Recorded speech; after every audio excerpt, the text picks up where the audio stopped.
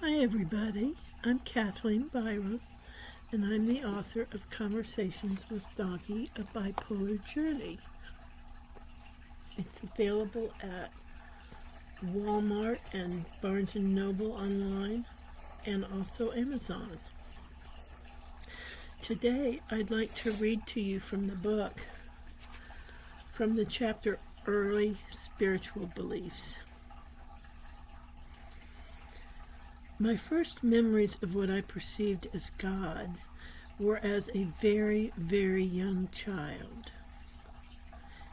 It is a little yellow book called God is Everywhere. This book was and is wonderful. I still recommend it for everyone as their first religious or spiritual book. As an aside, I'd like to say that book is still available, but I think you might have to get it used off of Amazon. It's a little yellow book with those it's about this big, little thing. And it's got those little characters that were popular in the 70s. They're, I forget what they're called. Little love characters, little sweet things.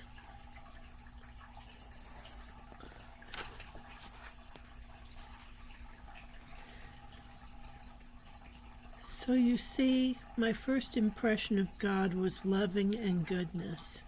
He didn't have a name as far as I knew. He was simply God. God loved us. God was impartial. God sat back and watched and took note. I never made a connection between this and Santa. I never lost my belief in Santa Claus. Well, I sort of mean that. You see, my mother kind of manipulated me a little bit. Sometimes it was keeping me compliant. Another was by informing me that if I stopped believing in Santa, he would stop coming. Horrors! You can bet your butt I never had that realization. Nobody ever surprised me. Now, it's possible that I always knew it was a put-on that everyone believed in because it was fun and lovely and just wouldn't admit it. That would say impossible things about my childlike mind brain.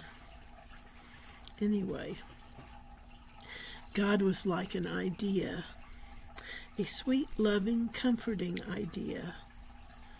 He didn't become real to me until something very hokey and very embarrassing happened. I saw a movie scene that moved me. I can't tell you what it was. It's embarrassing. But it was a beautiful thing where it had previously been hate and ugliness. And things came to me, and I was filled with understanding of things.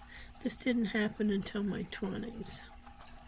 If I hadn't been saved at 11 or 12, I would think I'd just experienced salvation for the first time. By the way, Dad's mom began trying to get me saved, as in receiving salvation. From what, I hear some of you wryly asking? From hell. Fiery inferno like hell, burning you and screaming your guts out in intense agony for eternity. No breaks, no learning, no forgiveness, no nothing. You should have had faith and believed in God and Jesus when you were alive. Now it's too late.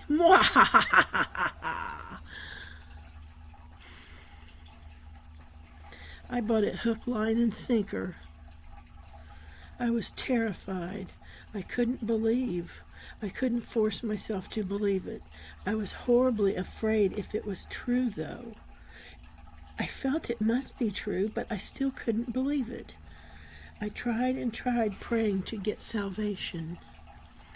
Grandma detected my lack of salvation and informed me I should go in the bathroom and get it done. The salvation. Get saved in that bathroom.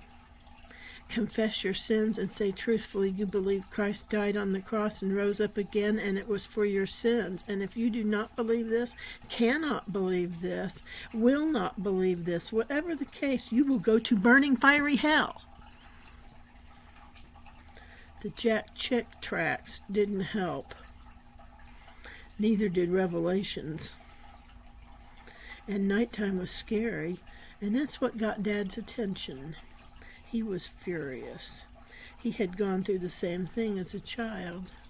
You might think that he would be sympathetic to me and sit me down and lovingly explain a loving God to me. You'd be wrong. He was livid.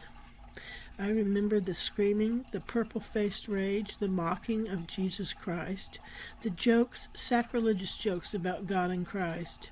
It was horrid, and it went on a while, meaning a while that day and many times in the future, and for then on for a long time. I continued going to church with my grandma. I insisted it was my own choice. I was hooked on the guilt and shame and fear. I informed my grandmother I was saved around 11 or 12 when I made my many attempts, but not receiving any warm, fuzzy feelings or light from the ceiling or whatever was supposed to happen when it worked. That was irresponsible of her, sending me into a spiritual, scary situation that way without warning me that there wouldn't necessarily be a response.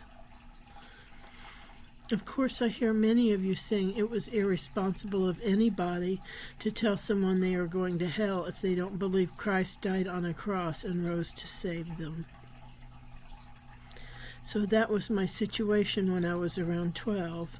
I spent the next decade or so trying to deal with that. On and off through life, I had the fear of hell at some level or another in the back of my spiritual mind. I gradually got rid of it. I have spent my whole life shedding that early conditioning. I did it a little bit at a time. Conversations with Dawnkey, A Bipolar Journey by Kathleen Byram.